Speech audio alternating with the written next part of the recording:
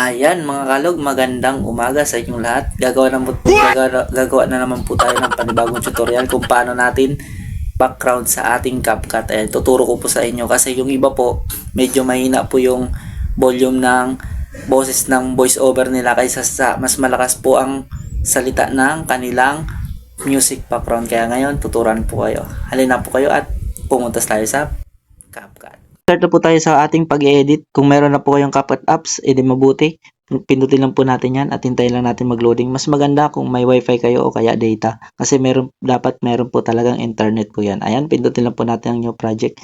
Hanap lang po tayo ng example sa inyo ng video na aking example na gagawa natin ng background music at saka volume para malaman nyo po kung paano edit ng may background video at saka may voice over para hindi naman po kayo mahirapan na mag-edit. Kasi po yung iba nakikita ko po, hindi naman po sa ginajudge ko yung inyong mga video. Gusto ko lang po makatulong para ma-adjust nyo po at mapaganda ang inyong mga video. Kumbaga sinishare ko lang ko lang po ang aking natutunan at mga nalalaman ng mga ibang pag-edit po. Ayan. Ito gawa lang po tayo ng panibago, add lang natin. Hintay lang natin mag-loading. Ayan, kunyari, ganyan po. Ayan, kunyari, wala pa yan music. Ayan, kunyari lang po, huwag nyo na papansinin yung video. Ayan, kunyari, walang music nyan. Gusto ko siya lagyan ng music background. Siyempre, pupunta po tayo dito sa audio. At saka, pipindutin natin yung sound FX. Ayan, pindutin nyo ito po. Ayan, pindutin nyo yan. Ayan, mag-search lang kayo po dyan ng, kunyari, background. Ayan, background music. At lalabas na po yan dyan. Hintayin nyo lang po mag-loading kasi minsan mahina lang po talaga ang internet natin at mabagal talaga ang ating network. Ayan, pag lumitaw na po, bahala na po kayo kung anong pipiliin yung background music. Ayan. Pindutin nyo lang po yan. Ayan. Ayan. Ganyan po yung isa-sample ko na music background. Tapos, punta po tayo sa pinakadulo ng ating video. At i-delete po natin, babawasan po natin yan dito. Pantay lang po natin sa ating video na nasa taas. Tapos, split natin at i-delete. Ayan, para pantay na siya. Para hindi tayo magsobra. Ayan, kung nakikita nyo po. Ayan. Tapos, ang gagawin natin, gagawa tayo ng voice over. Mag-voice over din tayo ng ating video. Ayan, pindutin ulit natin ang audio. Tapos, dito sa dulo, ayan, swipe lang natin. Dulo, record. Pindutin po natin yung record na yan. Ayan, makikita nyo. Magbibilang yan ng 1, 2, 3 hanggang 1. Doon na po, pwede na po tayo mag-voice over. Ayan, kung nakikita nyo po, may voice over po ako dyan sa baba at saka may music background po ako sa taas.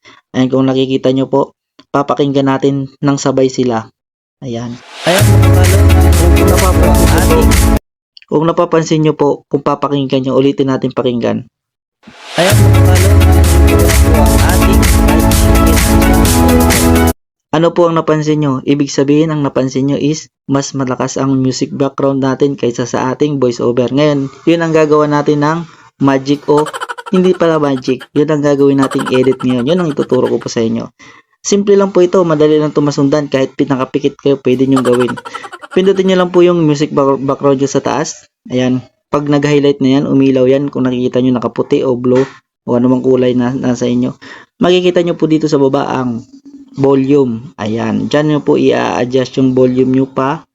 Balik. Ayan. Kunyari, sample lang natin. 20 lang. Tapos pakinggan. Ayan mga kalog, linuluto ko na po ang ating ayan, medyo klaro na ang ating Chinese style po. Kumbaga, voice over. Ang gagawin pa po natin ay pipindutin natin yung sa baba natin na voice over para maging malinaw ang ating boses. Pindutin ulit natin ang volume. At saka i-adjust natin ng pa-diretso.